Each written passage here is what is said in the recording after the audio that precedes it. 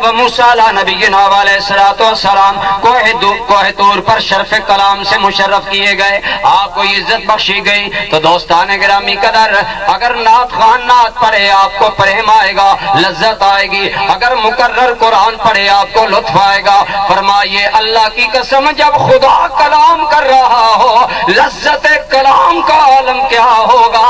جب موسیٰ علیہ السلام نے سر طور رب کا کلام سنا، دل میں سوئی ہوئی امنگ جاگی، تمنا جاگی، اور دل مچل مچل کر کہنے لگا موسیٰ جس کے کلام کی لذت کا یہ عالم ہے، اس کے دیدار کی لذت کا عالم کیا ہوگا۔ لہذا موسیٰ علیہ نبینا علیہ السلام آگے بڑھے، عرض کرنے لگے رب آرنی انظر الیک، اے مجھے کلام کی عزت دینے والے، کلام کی لذت دینے والے، کلام کا سرور دینے والے، میری آنکھوں کو دیدار کا نور بھی دے دے، تیرے جلوے میں دیکھ لوں۔ ارنی انظر الیک، مولا مجھے اپنا دیدار عطا فرما دے، مجھے اپنا جلوہ دکھا دے۔ جواب ملا لن ترانی، اے کلیم اللہ تم ہرگز نہیں دیکھ سکتے۔ کیا فرمایا؟ تم، مل کر بولو تم۔ ہرگز کا ترجمہ لن، لفظ لن ترانی، لن جو آیا ہے اس کی وجہ سے ہرگز یہ نہیں کہا کہ لا ارا، میں نہیں دیکھا جا سکتا۔ فرمایا پیارے دیکھا تو جا سکتا ہوں لیکن حصہ اپنا اپنا ہے۔ کلیم اللہ تو میری صفات کا مظہر ہے، تو میرے کلام کا مظہر بن جا۔ میری صفت کا مظہر کبھی ابراہیم بنا، کبھی آدم صفی اللہ بنا، کبھی لو نجی اللہ بنا، کبھی اسماعیل ذبی اللہ بنا۔ میرے جمال کا مظہر یوسف بنا، میرے کمال کا مظہر موسیٰ بنا، میری رافت کا مظہر عیسیٰ بنا۔ میری صفتیں تو سب میں پائی گئی، صفات بہت زیادہ ہیں، ان کے مظہر سارے بن گئے۔ ذات ایک ہے، لا شریک ہے، ذات کا مظہر بھی ایک محمد ہوگا، وہ بھی لا شریک بن کر رہے گا۔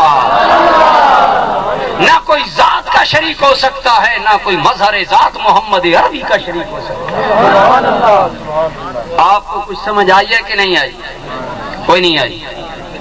اللہ کریم نے فرمایا لن ترانی، پیارے تو مجھے نہیں دیکھ سکتا، اور ہمارے فرمایا اس میں اشارہ تھا کہ تم نہیں دیکھ سکتے۔ تم بولیے پیارے آپ نہیں دیکھتے۔ عرض کیا مولا کرم ہو جائے۔ فرمایا پھر پہاڑ پر نظر جماؤ، بالواسطہ ہی تجلی دیکھ لو، یہاں سے اندازہ کر لینا تمہاری برداشت کا عالم کیا ہے۔ فلما تجلی ربہ للجبل جعلہ دکا وخر موسیٰ صاعقا، جلووں کے میں سے 70,000 جلووں میں سے ایک جلوے کی ایک سلائی، یعنی ایک چھوٹا سا قطرہ جلوے کا ڈالا، موسیٰ علیہ السلام بے ہوش ہو گئے۔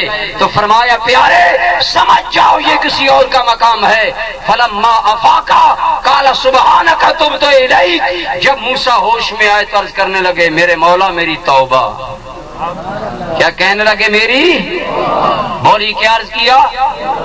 برادران گرامی قدر، ادھر یہ معاملہ اللہ کا دیدار مانگ رہے ہیں، لیکن ادھر معاملہ یہ ہے مانگا کچھ نہیں ہے، حبیب کبریا کو بلایا جا رہا ہے۔ پیارے آج آ جاؤ، آج خلوتوں میں ملاقاتیں ہوں گی، آج حریم کرم میں ملاقات ہوگی۔